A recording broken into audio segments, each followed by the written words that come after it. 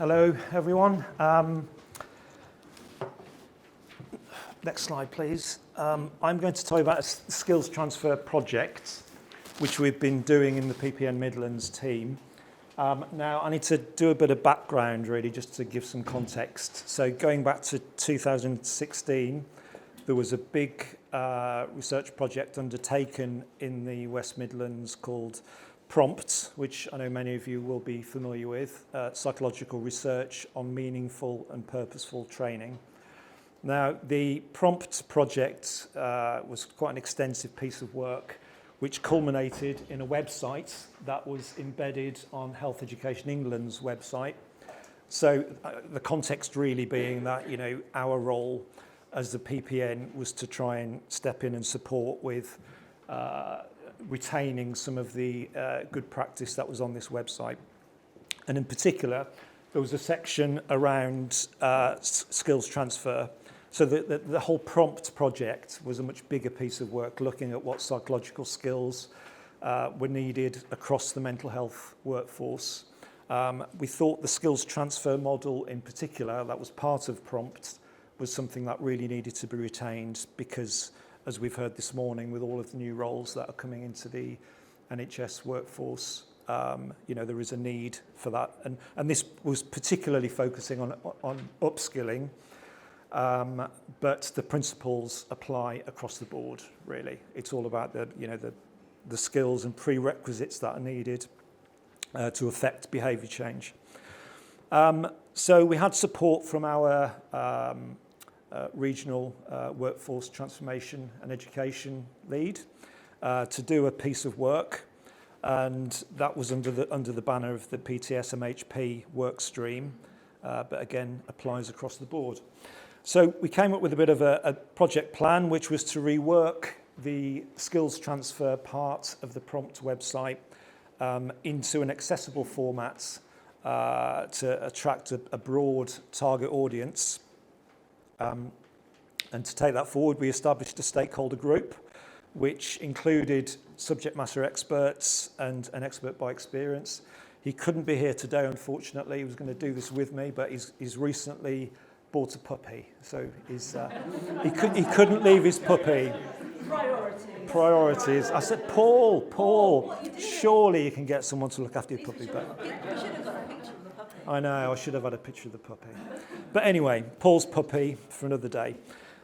We had a group with Judith Bond, who's here with us today, Anne Crawford-Doherty. We were very fortunate to have some of the original PROMPT project members involved in the stakeholder group, which was really helpful in just revisiting some of the work that was done back in 2016.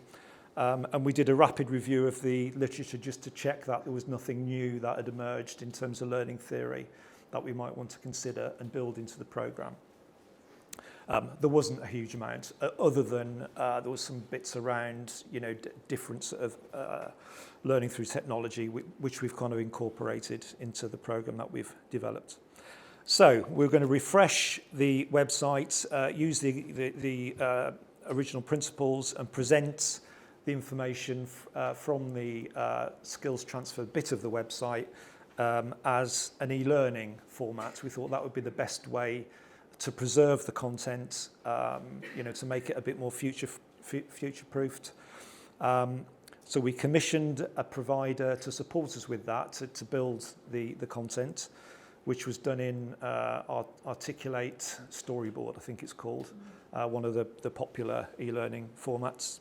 And we designed it as a dip-in, dip-out kind of format. So it's not like a conventional training course where you have to work your way through and do tests at various points. It's basically completely open. You just dip into the sections that are relevant to you. You can see all of the different kind of aspects of the programme in the menu.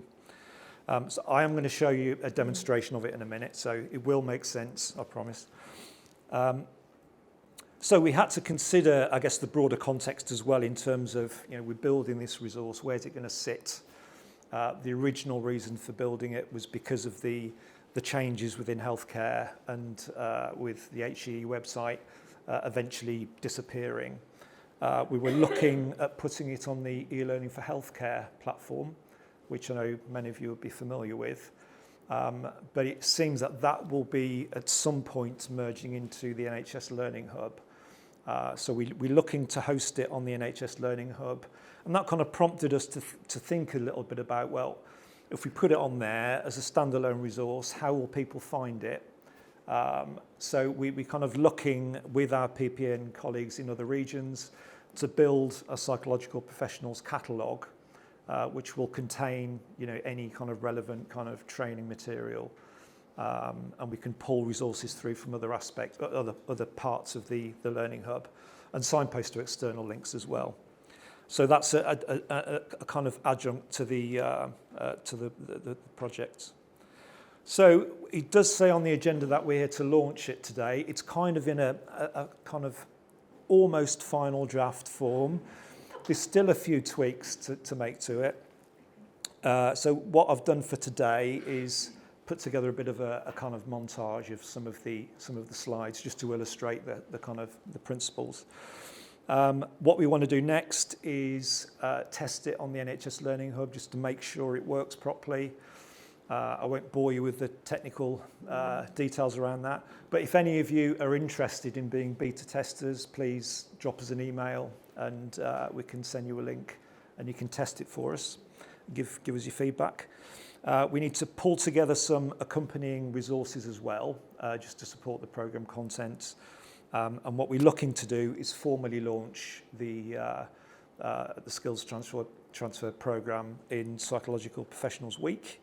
We have a slot on Thursday, the 16th of November at 3:30. So we'll do the formal launch by then. We will have done all of the testing by then. Is Helen in the room? No, she's gone, hasn't she? Yeah, you do, yes, yeah. So I think, is that the end of me? Yeah. I think it is, it is. So I've got two versions of the kind of montage. One's got background music on it, and the other one hasn't.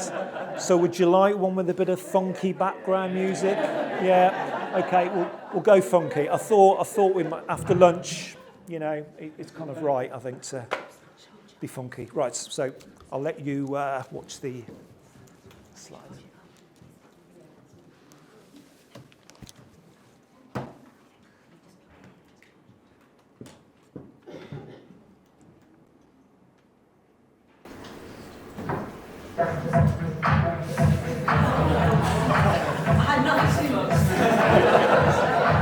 Developing psychological therapy skills, transferring training into practice.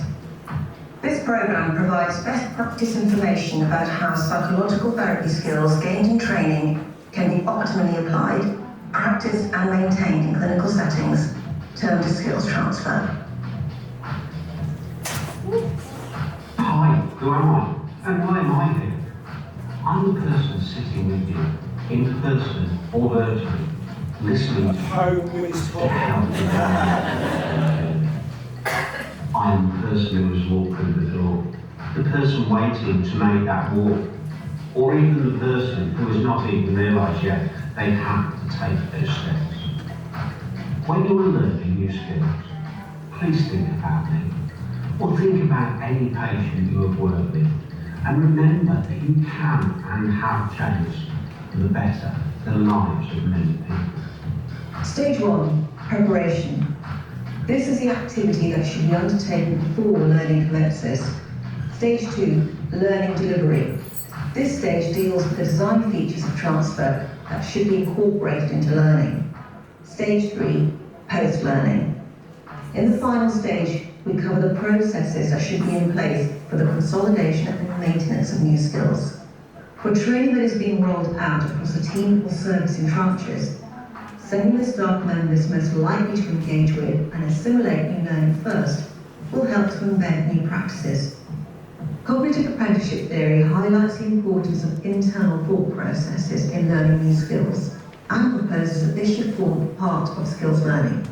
For example, this could be undertaken by a tutor verbally articulating their reasoning out loud when demonstrating a skill. This would be to convey the detail of the thought processes to the learner.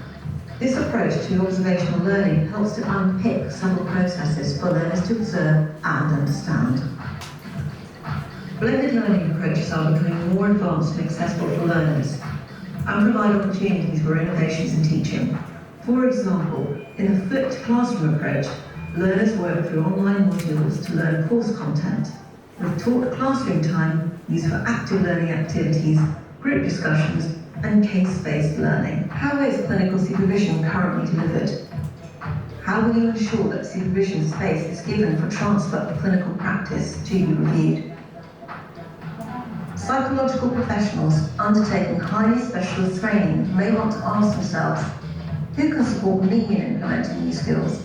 Does my existing clinical supervisor have the knowledge or skills in this intervention to help me monitor how effectively I implement it? Who is around me who I can go to for support? Learners should be supported to develop reflective learning skills in order to help maintain competence as a reflective practitioner. There are a variety of reflective models and processes. Building competence as a reflective practitioner will help embed the self-awareness necessary for effective skills transfer, so that learners continue learning, being curious and reflecting throughout their career.